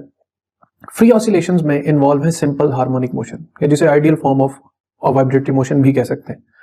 इस मोशन का मतलब यह है कि आप सिर्फ एक मर्तबा सिस्टम से इंटरेक्ट करेंगे, उसे इक्विलिब्रियम पोजीशन से डिस्प्लेस करके छोड़ दें। अब अंडर नेचुरल फोर्सेस वो जो ऑसिलेशंस परफॉर्म करेगा उसे हम नाम देंगे फ्री ऑसिलेशंस का। लेकिन अगर आप किसी सिस्टम से परमानेंटली कनेक्टेड रहे और उसे बार बार फोर्स एक्सर्ट करें मूव करवाने के लिए, ऑसिलेट करवाने के लिए, तो उसे हम कहेंगे फोर्स्ड ऑसिलेशंस। फोर्स्ड ऑसिलेशंस को ड्रिवन हार्मोनिक मोशन भी कहा जा सकता है। इसी की एप्लीकेशंस में आते हैं रेजोनेंस, इसी की एप्लीकेशंस में है डैम्पिंग और sharpness of resonance. What is free oscillation? The oscillation of a body और a system with its own natural frequency and under no external influence. किसी भी सिस्टम की अपनी नेचुरल फ्रीक्वेंसी चेक करनी है। सिंपल एक स्टोन को धागे से बांधे और उसे किसी जगह पर हैंग कर दें। अब उसको पकड़ के डिस्प्लेस करके छोड़ दें और दोबारा उसे इंटरेक्ट नहीं करना। अब वो स्टोन जिस फ्रीक्वेंसी से ऑसिलेट करेगा उस सर्टन लेंथ के साथ जो धागे की आपने सेट की है, वो उसकी नेचुरल फ्रीक्वेंसी है। जैसे ये सिंपल पेंडुलम नेचुरल फ्रीक्वेंसी पे ऑसिलेट कर रहा है, तो vibration of a simple pendulum when slightly displaced from a mean position.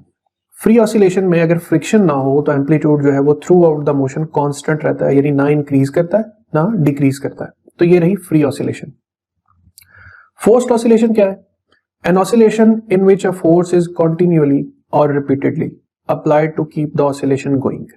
जैसे एक फादर अपनी बेटी को यहाँ पर झूले दे रहा है, तो वो बार बार उसे ऑसिलेशन में रखने के लिए फोर्स एक्सर्ट कर रहा है। तो फोर्स वाइब्रेशन की हमें और नेचर में कहाँ एग्जांपल मिलती है स्टूडेंट्स? मोस्टली जितनी भी एग्जांपल्स नेचर में पाई जाती हैं वो एक्चुअल में है ही फोर्स्ड वाइब्रेशंस की।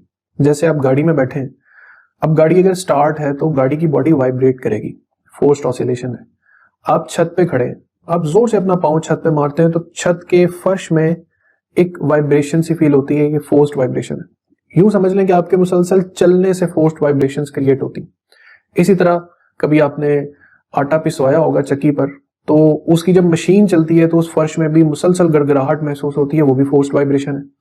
आप ट्रेन के प्लेटफॉर्म पे खड़े हो तो ट्रेन के आने से फर्श में जो एक वाइब्रेशन प्रोड्यूस होती है, ये भी फोर्स्ड वाइब्रेशन है।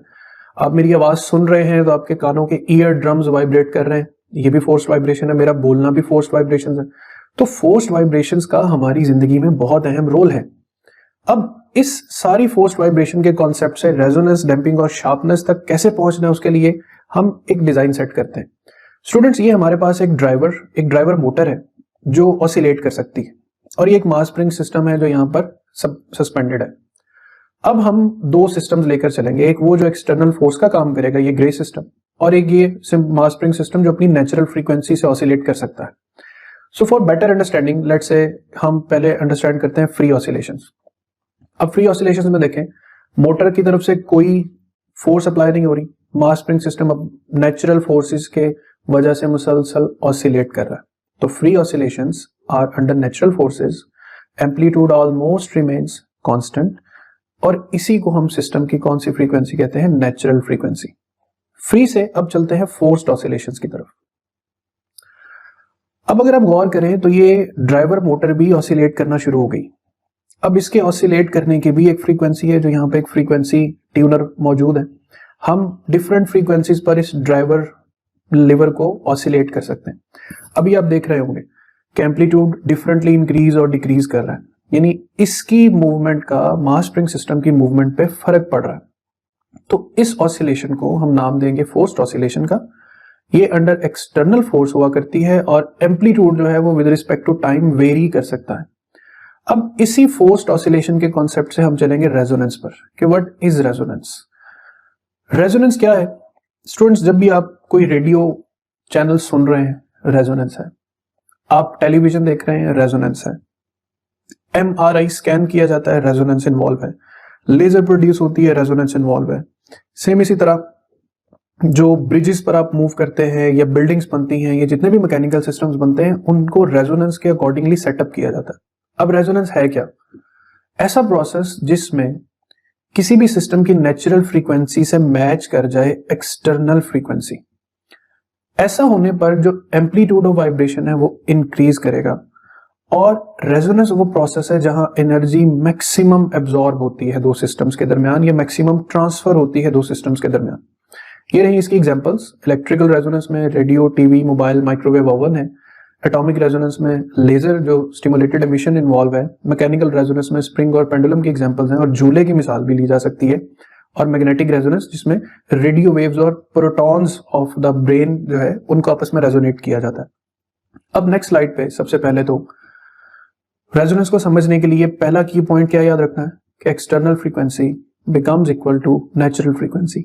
और हम इस वीडियो में यही देखेंगे कि कैसे फ्रीक्वेंसी मैच करने से एम्पलीट्यूड इंक्रीज करता है। पहले ही कुछ पॉइंट ध्यान में रखने हैं कि resonance occur at a certain frequency और मल्टीपल्स ऑफ दैट फ्रीक्वेंसी। फिलहाल इतना ध्यान में रखें कि रेजोनेंस एक पर्टिकुलर फ्रीक्वेंसी पर वाक़या होगी। रेजोनेंस जब होगी तो एम्पलीट्यूड आपको बहुत ज्यादा एक्सपोनेंशियली इंक्रीज करता नजर आएगा। एम्पलीट्यूड जो है जो बहुत ज्यादा इंक्रीज कर गया था वो शार्पली डिक्रीज करेगा अगर हमने जरा सा भी फ्रीक्वेंसी को चेंज किया जब सिस्टम रेजोनेंस पर था, और at resonance the energy transfer is maximum. तो मैं वीडियो प्ले करता हूं और आप ये देखेंगे कि जब हम कोई डिफरेंट फ्रीक्वेंसी यूज करेंगे तो एम्पलीट्यूड बहुत ज्यादा वेरी करेगा, और जब हम आएंगे रेजोनेंट फ्रीक्वेंसी पर, मैं पहले ही बता देता हूं कि यहाँ पे 1 हर्ट्ज जो फ्रीक्वेंसी है वो इसकी रेजोनेंट फ्रीक्वेंसी है। 1 हर्ट्ज के अलावा ये कैसे ऑसिलेट करता है और 1 हर्ट्ज पे ये कैसे ऑसिलेट करता है ये आपने ऑब्जर्व करना है। सो लेट्स स्टार्ट कि ये ऑसिलेशन स्टार्ट हुई 0.75 हर्ट्ज पर। अब ड्राइवर ऑसिलेट कर रहा है, मास स्प्रिंग सिस्टम भी ऑसिलेट कर रहा है, लेकिन कोई हार्मनी सेट नहीं हो रही। हम फ्रीक्वेंसी इंक्रीज करके 0.88 हर्ट्ज पर ले आते हैं, अभी भी हमें वो रिजल्ट्स नहीं मिल रहे जो हम सोच रहे हैं या जो हम चाह रहे हैं। अब हम फ्रीक्वेंसी मजीद इंक्रीज करके अप्रोक्सीमेटली 1 हर्ट्ज पर ले आते हैं। नाउ स्टूडेंट्स वॉच कि दोनों फ्रीक्वेंसीज मैच कर गई हैं, और आप अब देख सकते हैं कि इस मास स्प्रिंग सिस्टम का एम्पलीट्यूड कैसे एक्सपोनेंशियली इंक्रीज कर गया। अब यहां से जैसे ही स्लाइटली फ्रीक्वेंसी को मैं चेंज करूंगा, लेट्स से लाइक दिस, आप देखें कि वही एम्पलीट्यूड जो भी बहुत ज्यादा इंक्रीजिंग फॉर्म में था कैसे शार्पली डिक्रीज किया। तो ये पॉइंट इस चीज को कनेक्ट करता है। अब हम कंपेयर करते हैं रेजोनेंट ऑसिलेशन और फ्री ऑसिलेशन को। तो देखें फ्री ऑसिलेशन में क्या है, एक सिस्टम अपनी नेचुरल फ्रीक्वेंसी के साथ वाइब्रेट कर रहा है और ड्राइवर स्विच ऑफ है। दूसरी तरफ अगर हम रेजोनेंस पर सिस्टम को ऑब्जर्व करें तो दो सिस्टम्स, एक एक्सटर्नल और एक नेचुरल, आपस में इंटरेक्ट करेंगे और जो एम्पलीट्यूड है वो मुसलसल इंक्रीज करता चला जाएगा, जबकि फ्री ऑसिलेशन में ऐसा नहीं होगा, एम्पलीट्यूड विल रिमेन सेम। तो यहां तक आपने ऑब्जर्व किया रेजोनेंट और फ्री ऑसिलेशंस को। अब हम आते हैं डैम्पिंग पर। डैम्पिंग क्या चीज है स्टूडेंट्स? सबसे पहले इस डेफिनेशन से स्टार्ट करें। ऐसा process whereby energy is dissipated, जिसमें एनर्जी डिसिपेट हो किसी भी ऑसिलेटिंग सिस्टम में, उसे डैम्पिंग का नाम देते हैं। डैम्पिंग कब अकर होती है, कब वाकई होती है? जब एक्सटर्नल फ्रीक्वेंसी इक्वल नहीं होती नेचुरल फ्रीक्वेंसी के, नंबर 1। नंबर 2 के with damping amplitude decreases exponentially, कि एक सिस्टम जो रेजोनेंस पर था और उसमें बहुत उसका एम्पलीट्यूड इंक्रीज कर चुका था, जैसे ही डैम्पिंग होगी उसका एम्पलीट्यूड शार्पली डिक्रीज कर जाएगा। अब देखें इसी वीडियो में फ्रीक्वेंसी कितनी है, 1 हर्ट्ज, यानी ये सिस्टम अभी रेजोनेंस पर है। जैसे ही रेजोनेंस से फ्रीक्वेंसी को जरा सा चेंज किया जाएगा, एम्पलीट्यूड शार्पली डिक्रीज करेगा, और एम्पलीट्यूड के डिक्रीज करने का जो प्रोसेस है, इसी प्रोसेस को हम नाम देते हैं डैम्पिंग का। तो वॉच कि यह है सिस्टम रेजोनेंस पर, एम्पलीट्यूड बहुत ज्यादा इंक्रीज कर चुका है, लेकिन जैसे ही हम फ्रीक्वेंसी को चेंज करेंगे, नाउ वॉच कैसे एम्पलीट्यूड शार्पली डिक्रीज किया और चेंज हो गया। अब डिक्रीज करना एम्पलीट्यूड का ये प्रोसेस क्या कहलाता है? डैम्पिंग कहलाता है। तो इसी चीज को अब हम कंपैरिजन में देखते हैं कि रेजोनेंट ऑसिलेशन और डैम्प्ड ऑसिलेशन में आखिर क्या डिफरेंस है। तो रेजोनेंट ऑसिलेशन क्या था कि सिस्टम अपने मैक्सिमम एम्पलीट्यूड के साथ वाइब्रेट करेगा, बल्कि एम्पलीट्यूड इंक्रीज करता चला जाएगा।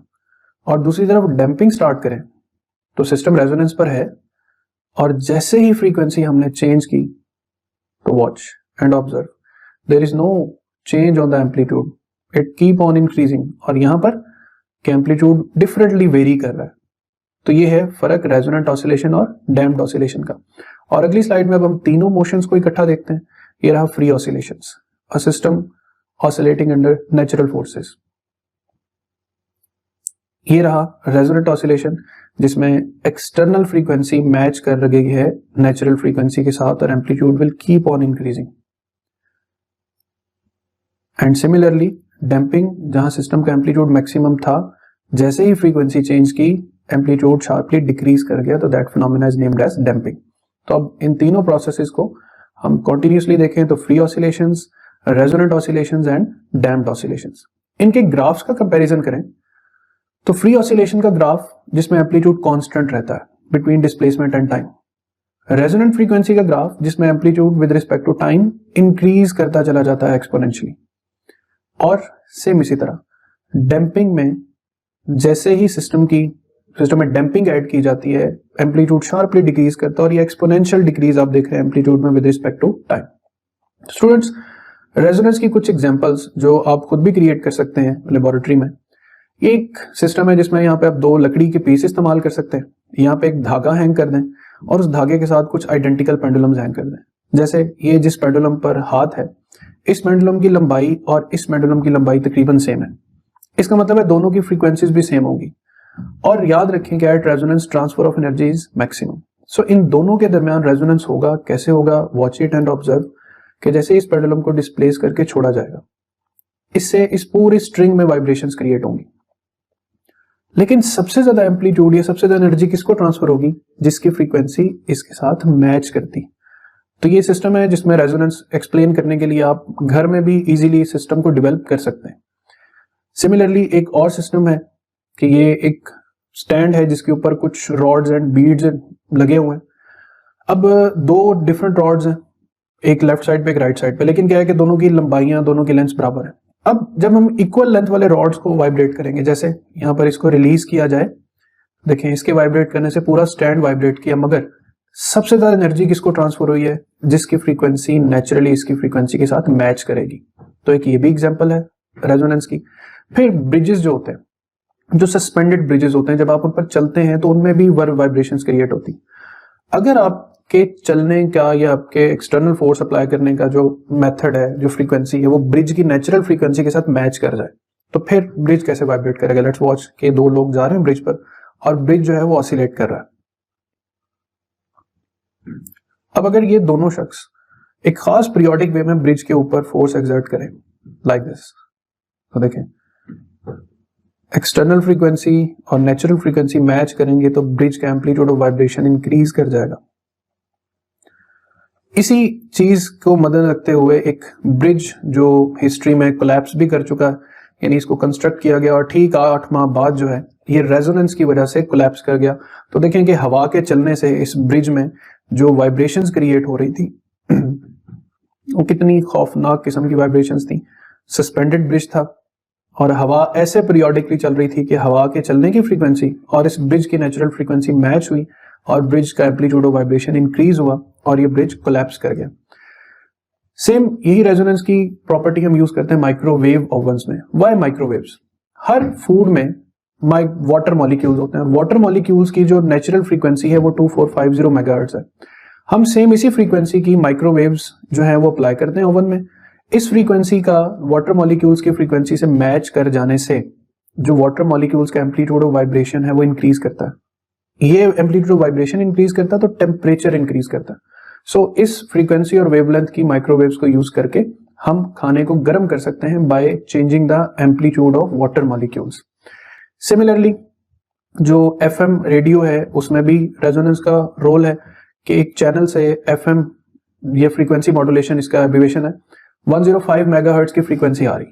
अब 105 मेगाहर्ट्ज इस फ्रीक्वेंसी को हम रेडियो सेट पर भी ट्यून करते हैं। तो जब दोनों फ्रीक्वेंसीज मैच कर जाती हैं, ट्रांसफर ऑफ एनर्जी क्या होता है? मैक्सिमम, और हम रेडियो ट्यूनिंग को यूज कर सकते हैं। अब लास्ट पे आते हैं शार्पनेस ऑफ रेजोनेंस पर। शार्पनेस ऑफ रेजोनेंस क्या है? इसको बुक में डिफाइन किया है कि a heavily damped system has fairly flat resonance curve. इस ग्राफ को गौर से समझें। लेफ्ट साइड पे वाई एक्सिस पे है एम्पलीट्यूड ऑफ द सिस्टम और राइट साइड पर हमारे पास है फ्रीक्वेंसी। ये जो पॉइंट है ये है रेजोनेंट फ्रीक्वेंसी का, कि जब सिस्टम बिल्कुल अनडैम्प्ड है तो रेजोनेंट फ्रीक्वेंसी पे एम्पलीट्यूड बहुत शार्प है।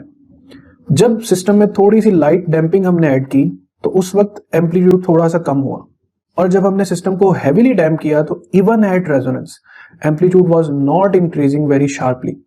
इसी चीज को मैं एक्सप्लेन करता हूं इस तरीके से कि हमारे पास एक सिस्टम है, ये वाला जो भी मास स्प्रिंग सिस्टम हम यूज कर रहे थे, और ये डैम्पिंग फैक्टर है।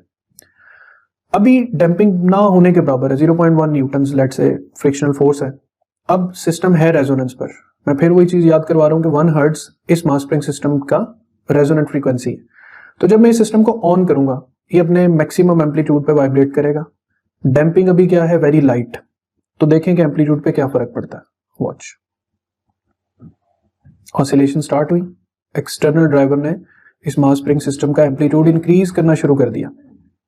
तो व्हाट यू ऑब्जर्व्ड कि अगर डैम्पिंग बहुत कम होगी तो रेजोनेंस पर एम्पलीट्यूड बहुत ज्यादा इंक्रीज कर सकता है।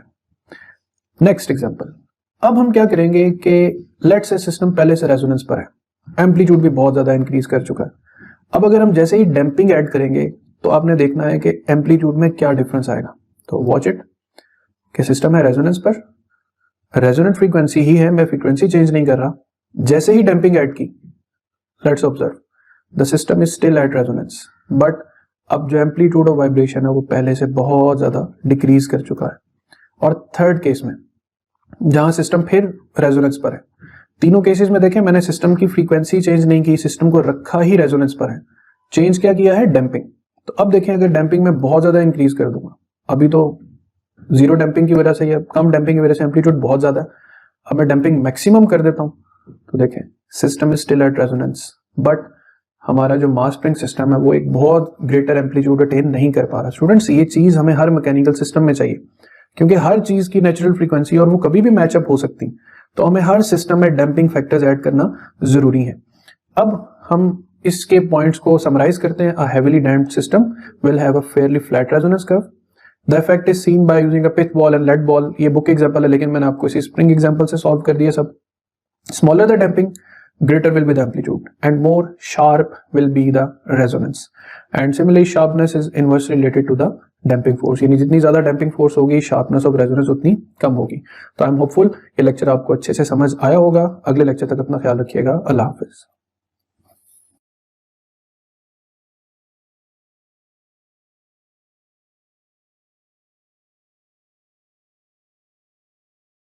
कैसे हैं आप सब? उम्मीद करता हूँ सब ठीक होंगे और इस कोरोना वायरस के दौर में अपना भरपूर ख्याल भी रख रहे होंगे। घर बैठें, लोगों से मेल जोल कम रखें, ठीक है। और जो भी पढ़ना वगैरह हो उसके लिए मतलब ऑनलाइन सोर्सेज बहुत ज़्यादा एक्टिवेट हैं आजकल, तो कोशिश करें कि घर रहते हुए पढ़ें। स्टूडेंट्स अब हम स्टार्ट करने जा रहे हैं आज चैप्टर नंबर 7 के न्यूमेरिकल्स। तो एक एक करके मैं आपको ये सारे न्यूमेरिकल्स जो हैं वो समझाता हूँ, सॉल्व करवाता हूँ। बुक निकाल के अपने सामने रख लें और न्यूमेरिकल्स की स्टेटमेंट मेरे साथ साथ समझते जाएं और फिर न्यूमेरिकल सॉल्व करने का तरीका मैं बताता हूं आपको। तो नंबर 1 मेथड ये होता है स्टूडेंट्स, कोई भी चैप्टर के आप न्यूमेरिकल्स करने हैं तो सबसे पहले उसके फॉर्मूलाज किसी एक पेज पे लिख लें और फिर जो न्यूमेरिकल का गिवन डाटा होता है उसके मुताबिक फार्मूला को मैच करते जाएं कि आपने कौन सा फार्मूला अप्लाई करना है। फॉर एग्जाम्पल न्यूमेरिकल नंबर 7.1 से स्टार्ट करते हैं कि 100 gram body is hung on a spring elongates the spring by 4 centimetre. Spring है जिसपे एक बॉडी M1 प्लेस की गई है, 100 ग्राम उसका मास है, यानी 0.1 kg हो जाएगा, और उसने स्प्रिंग को इनलोंगेट कर दिया है बाय 4 सेंटीमीटर, यानी x डिस्टेंस जो है वो है 4 centimetre. When a certain object is hung on the spring, when a certain object, इसका मतलब है कि कोई और ऑब्जेक्ट भी बाद में हंग किया गया, यानी M2 एक और ऑब्जेक्ट है जिसे हंग किया गया जिसकी वैल्यू नहीं बताई हुई। अच्छा, उसे रखने के बाद the spring is set into vibrations, और स्प्रिंग को जब वाइब्रेशंस पर सेट किया गया है और उन वाइब्रेशंस का टाइम पीरियड आता है 0.568 सेकेंड्स। तो what is the mass of the object pulling the spring, ये M2 हमें फाइंड करना।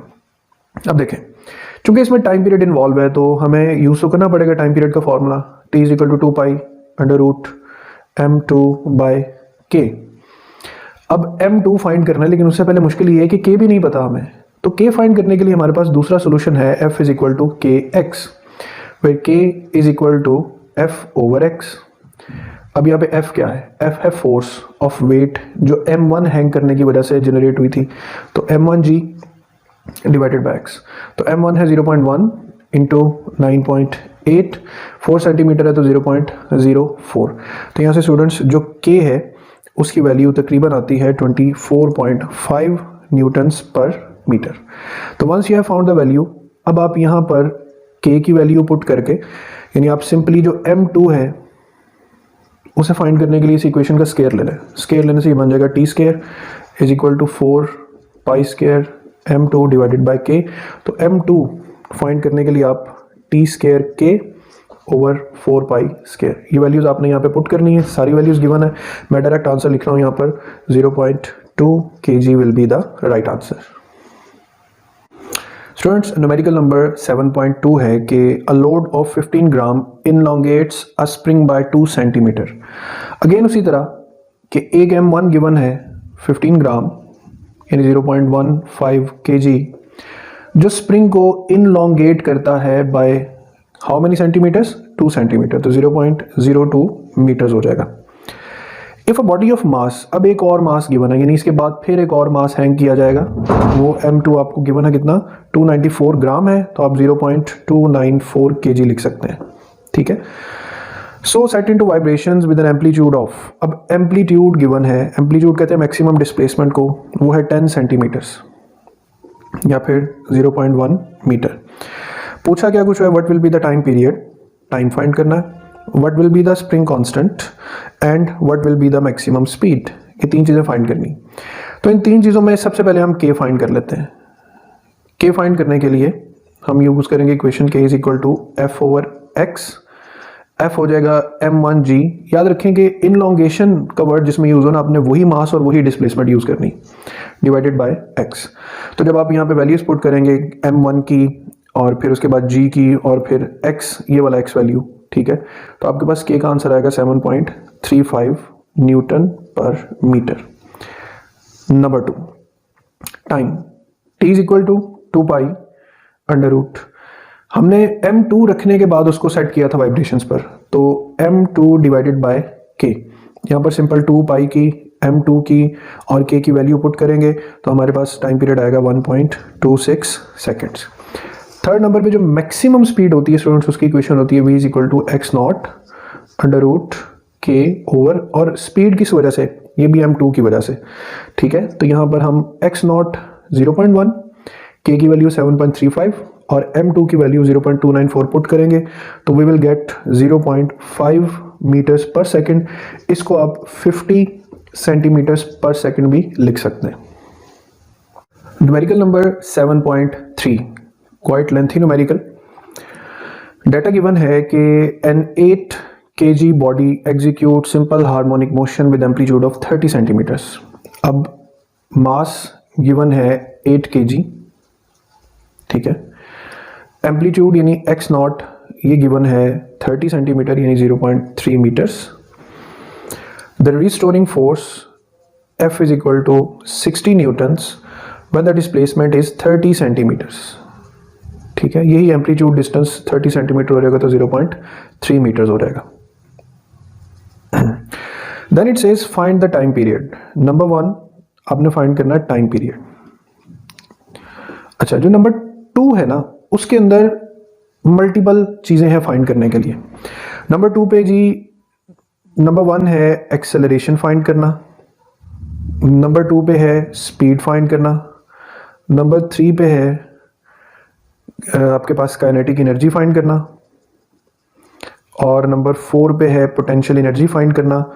लेकिन ये सब कब फाइंड करना है, जब डिस्प्लेसमेंट है 12 सेंटीमीटर्स या फिर 0.12 मीटर्स। तो सबसे पहले हम यहाँ पे बाउंड्री लाइन लगा लेते हैं सोल्यूशन के लिए। तो सोल्यूशन में सबसे पहले हमें जो टाइम पीरियड फाइंड करना है, t is equal to 2 pi under root m over k। अब इसमें मास तो गिवन है, k कहीं गिवन नहीं है, तो k फाइंड करने के लिए हमारे पास सोल्यूशन है k is equal to f over x। तो f रिस्टोरिंग फोर्स 60 गिवन है, x की वैल्यू 0.3 गिवन है, तो यहाँ से स्टूडेंट्स जो k है उसका आंसर हमारे पास आ जाएगा 200 न्यूटन पर मीटर। अब यही k जब हम इस फॉर्मूला में पुट करेंगे तो we will get the time period 2 pi under root of 8 kg divided by 200, तो time period comes out to be 1.3 seconds. तो ये आ गया एक आंसर। अब उसके बाद जो पार्ट 2 है, ये तो हो गया पार्ट 1, जो पार्ट 2 के अंदर ऑप्शन है। तो सबसे पहले जो एक्सेलरेशन होती, नंबर 1 एक्सेलरेशन बराबर होता है omega square x. Acceleration is equal to omega square बराबर होता है k ओवर m के, साथ x आ जाएगा, तो acceleration is equal to the value of k which is 200, the value of mass which is 8, और x 12 सेंटीमीटर यूज करना है यहाँ पर, यानी 0.12। तो acceleration comes out to be 3 metres पर सेकेंड स्क्वायर। एक आंसर आ गया। इसी का पार्ट 2 वेलोसिटी फाइंड करनी। अब वेलोसिटी की इक्वेशन होती है v is equal to under root of k over m, फिर under root of x not square minus x squared. तो यहाँ पर उसी तरह वैल्यूज पुट करनी है, 200 divided by 8 under root of, अब x नॉट था 30 सेंटीमीटर, तो 0.3 स्क्वायर माइनस 0.12 स्क्वायर, तो students velocity comes out to be 1.375 metres पर सेकेंड। इसी तरह इसका part 3 which is kinetic energy. Kinetic energy as an equation 1/2 k x not square minus x square, तो K E comes out to be 1/2 k की value 200 x naught यानी 0.3 square minus 0.12 square. तो यहाँ से आप जब सॉल्व कर लेंगे तो काइनेटिक एनर्जी आपके पास आएगी 7.6 joules. And in the end part 4 जो पोटेंशियल एनर्जी है, it is very easy to solve, 1/2 kx squared, तो 1/2 k की वैल्यू 200 और x यहाँ पे आप डायरेक्ट 0.12 यूज़ कर लें, तो आपके पास जो फोर्थ पार्ट है उसका आंसर आ जाएगा 1.44 जॉल्स। तो potential energy, kinetic energy, speed, acceleration, ये पार्ट 2 है और टाइम पीरियड जो है वो इसका पार्ट 1 है। स्टूडेंट्स न्यूमेरिकल नंबर 7.4 है कि a block of mass 4 kg, एक ब्लॉक है जिसका मास 4 kg है, is drop from a height of 0.8 metre, उसकी जो हाइट है एक स्प्रिंग से वो है 0.8 मीटर्स, और वो स्प्रिंग जिसका स्प्रिंग कांस्टेंट K, के की वैल्यू है 1960 न्यूटन पर metre. Find the maximum distance, find करना है maximum distance through which the spring will be compressed. अब होगा ये कि इस ब्लॉक के पास कौन सी एनर्जी है, पोटेंशियल। जब ये इस स्प्रिंग पे गिरेगा तो ऑटोमेटिकली ये स्प्रिंग नीचे की तरफ कंप्रेस हो जाएगा। हमें ये कंप्रेस्ड डिस्टेंस फाइंड करना है, तो हमारे पास जो कंप्रेस्ड डिस्टेंस फाइंड करने के लिए कंडीशन है वो ये कि ऑल द पोटेंशियल एनर्जी, या यूं कह लेंगे all the gravitational potential energy will be converted to all the elastic potential energy. तो ग्रेविटेशनल पोटेंशियल एनर्जी है हमारे पास mgh और इलास्टिक पोटेंशियल एनर्जी है 1/2 kx स्क्वायर्ड। तो यहाँ से हमें x स्क्वायर फाइंड करना है, तो x squared will be equal to 2mgh by k and x will be equal to under root of 2mgh by k. By putting the values we will get x as 0.18 meters. इसके बाद numerical number 7.5 है कि अ simple pendulum, एक अदद simple pendulum है, ठीक है, जिसकी लेंथ जो है वो गिवन है 50 सेंटीमीटर्स और 0.5 meters. What will be the frequency of oscillation? मतलब if it oscillates, तो what will be the frequency of oscillation if the value of g is 9.8 metre पर सेकेंड स्क्वायर। तो very easy students, frequency find करनी है तो frequency की equation होती है 1/2 pi under root of g over l। आपको सारी वैल्यूज जो है वो गिवन है, just by putting the right values you will get the answer 0.69 hertz. Students numerical number 7.6 है कि a block of mass 1.6 kg, एक ब्लॉक है जिसका मास 1.6 kg है, is attach to a spring of spring constant, उसका जो spring constant है वो 1000 न्यूटन पर मीटर है। The spring is compressed through a distance of 2 centimetre, उस स्प्रिंग को हमने मैक्सिमम डिस्टेंस लेट से 2 सेंटीमीटर तक कंप्रेस किया है तो 0.2 मीटर आ जाएगा। Then the block is released from rest, उसके बाद जो ब्लॉक है उसे रेस्ट से रिलीज कर दिया गया है। कैलकुलेट द वेलोसिटी, फाइंड करनी है velocity as it passes through the equilibrium position. अच्छा, अब इसमें जो हिंट है आसान, इंतहाई आसान न्यूमेरिकल है। हिंट ये है कि जब वो ब्लॉक कंप्रेस करने के बाद, यानी कंप्रेस यहाँ तक हमने कर लिया, उसके बाद जब उसे रिलीज किया तो when it pass through the equilibrium, equilibrium कहते हैं मीन पोजीशन को, मीन पे एक्स क्या होता है 0, and you all know that mean पे वेलोसिटी क्या होती है मैक्सिमम।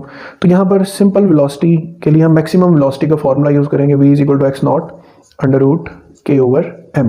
तो you have all the information, x is equal to 0.1, 0.2, k की वैल्यू है 1000 और जो मास है वो है 1.6।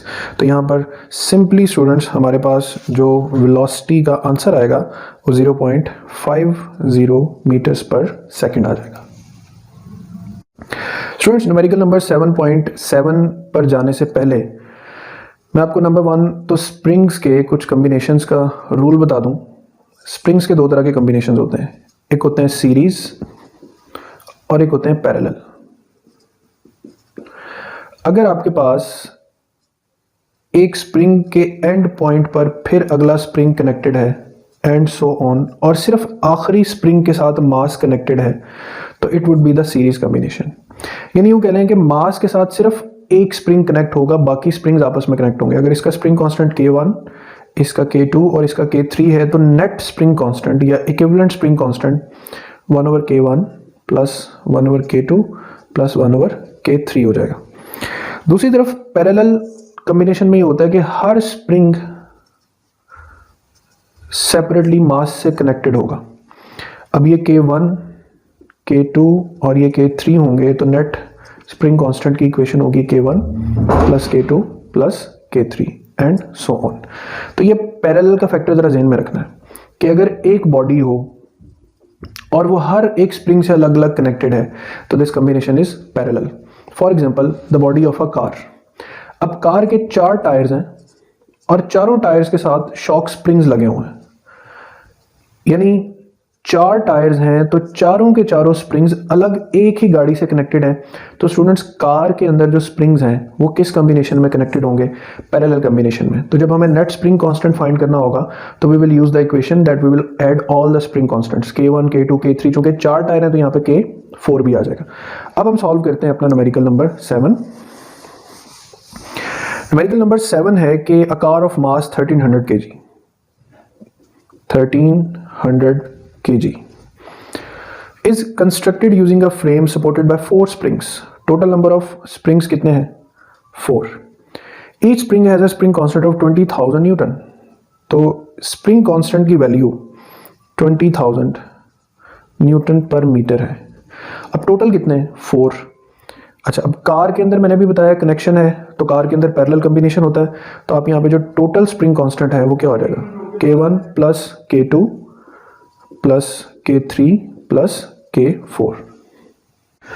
तो स्टूडेंट्स, यहाँ पर जो टोटल स्प्रिंग कांस्टेंट हो जाएगा आपके पास वो हो जाएगा 80,000 न्यूटन पर metre.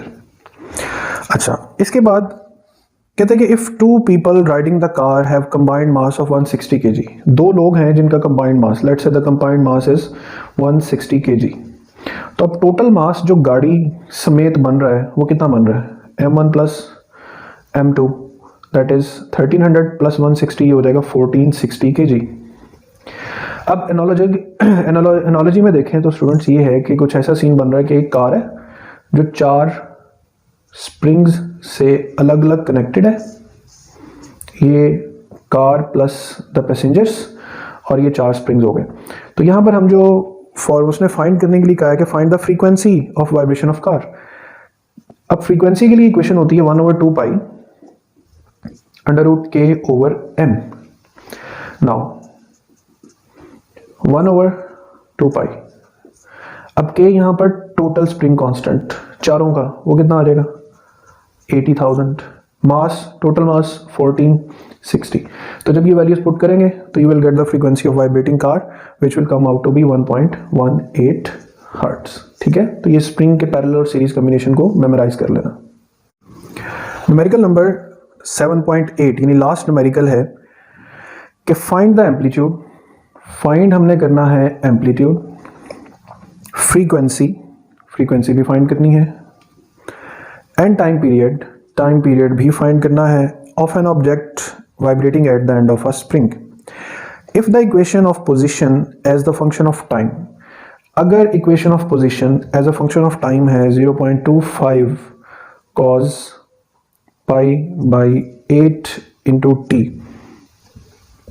what will be the displacement after time is equal to 2 seconds? अब इस t और इस t में फर्क क्या है? फर्ज करें कि आपके पास ये एक स्प्रिंग है, ये उसकी इक्विलिब्रियम पोजीशन है और ये उसकी एक्सट्रीम पोजीशन है x0। तो इट सेज कि इस ऑब्जेक्ट को पूरा एक वाइब्रेशन कंप्लीट करने में, लेट्स से ये इस पॉइंट से इस पॉइंट तक जाएगा, फिर वापस आएगा, फिर इस पॉइंट तक, फिर इस पॉइंट तक पहुंचेगा। तो ये है total time period capital T। उसने क्या डिस्प्लेसमेंट वो भी फाइंड करनी है जब सिर्फ 2 सेकंड गुजरे हो, मतलब मोशन स्टार्ट होने के ठीक 2 सेकंड्स बाद वो किस पोजीशन पर है ये फाइंड करना है। तो सबसे पहले तो हम इसकी जो जनरल इक्वेशन होती है वो लिखते हैं सोल्यूशन के लिए, x is equal to x not, फिर आता है cos, फिर आता है ओमेगा और फिर आता है t। अब इसी के नीचे हम अपनी गिवन इक्वेशन लिखते हैं 0.25 cos pi by 8 into T.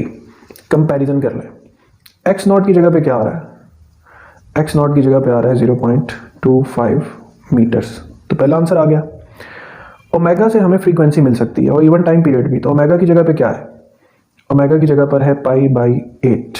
Omega किसके बराबर होता है 2 पाई एफ, पाई बाई 8, पाई से पाई क्या हो जाएगा कैंसिल, तो यहाँ से एफ आ जाएगा 1/8 मल्टीप्लाई बाई 2 16 हर्ट्ज।